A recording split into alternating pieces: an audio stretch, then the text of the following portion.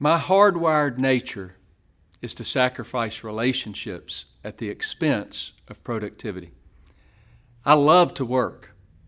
In fact, you can probably consider it my drug of choice. And fortunately, I know exactly where that comes from, and I've had to learn to manage that tension within myself. I've had to learn to create a balance of relationships and productivity in my life. It wasn't easy, but for the most part, I've done it.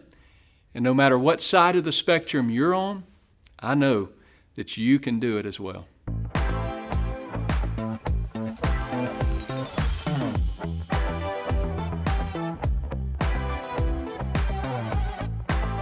Hey there, I'm Ryan Franklin, and this is Church Leader Made Simple, and I'm here to help you get the clarity needed to move your church forward. I'd love for you to join me weekly. Just hit the subscribe button and the bell to get notified as soon as I post a new session. And without any further delay, let's get to it. Do you know your hardwire?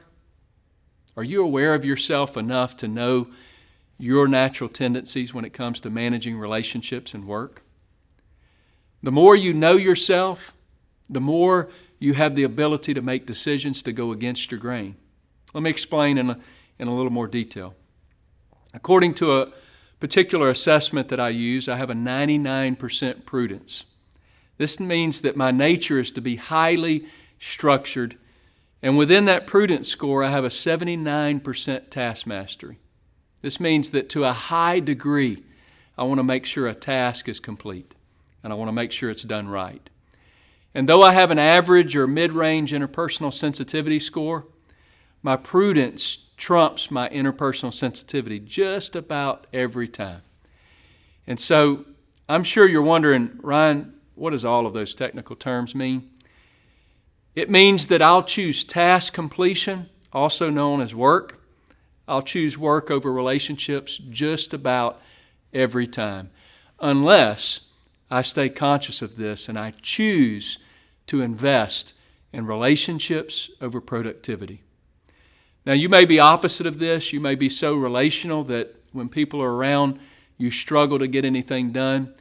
And most of us have a natural bent one way or the other. But here's the deal. We don't have to be out of balance with productivity and relationships.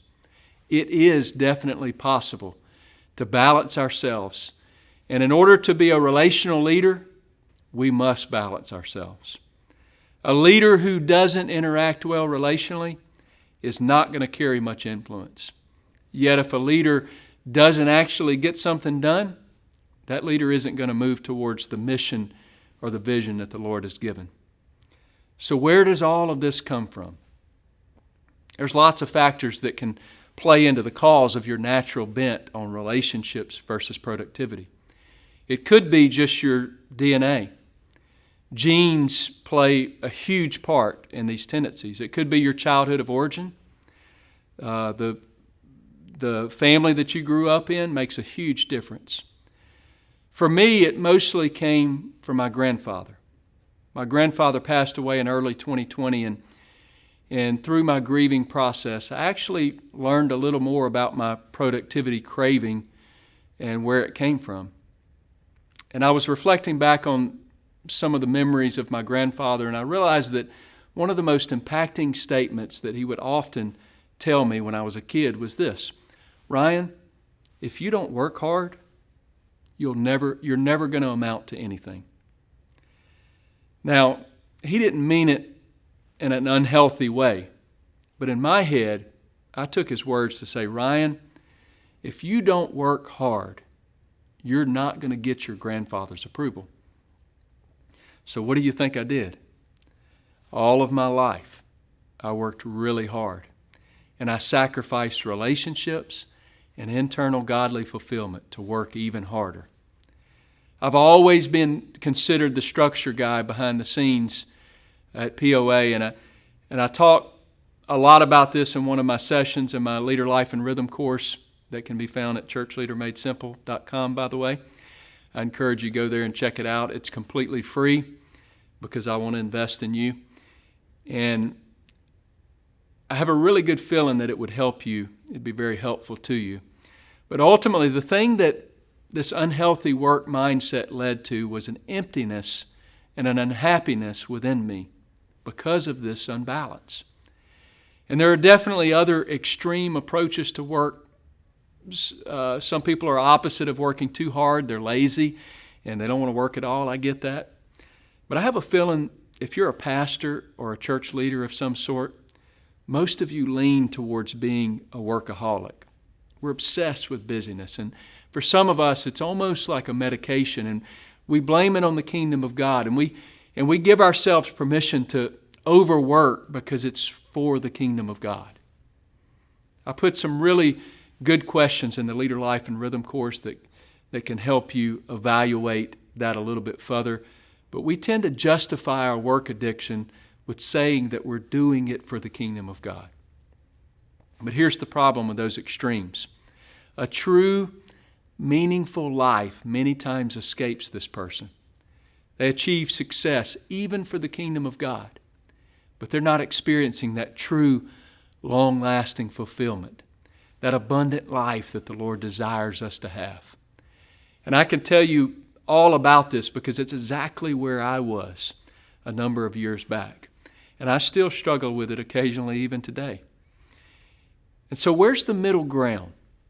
What does health actually look like? In the middle of the extremes of relationships versus productivity, there's a called man or woman of God who's a good steward, who's obedient to God instead of overly ambitious, who's committed instead of overly competitive, a person who longs to please God. And the result is a person that has a rhythm between relationships and productivity. A person who interacts well with people, but also gets lots of Spirit-led practical things done as well. And so you may be saying, okay, Ryan, you got me. What do I need to do to bring balance? And you know what? I'm so glad that you asked that. But we're out of time. And so you're going to have to stay tuned to the next session. Don't you love that? Session 4, to find out what you can do to bring balance to relationships and productivity.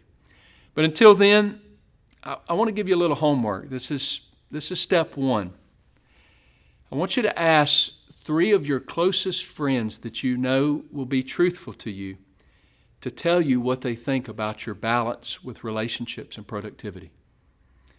Spend a few minutes processing that over the next few days. Many times we're blinded to what's really going on in our lives, and this will give you a perspective that you may not be able to see on your own. This will get you ready for our next session on how to achieve balance with productivity and relationships. Thank you for giving me your time and attention.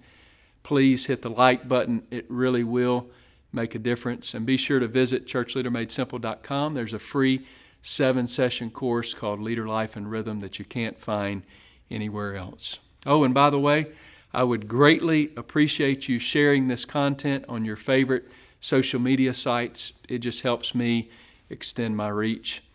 I hope you have a great day. God bless you.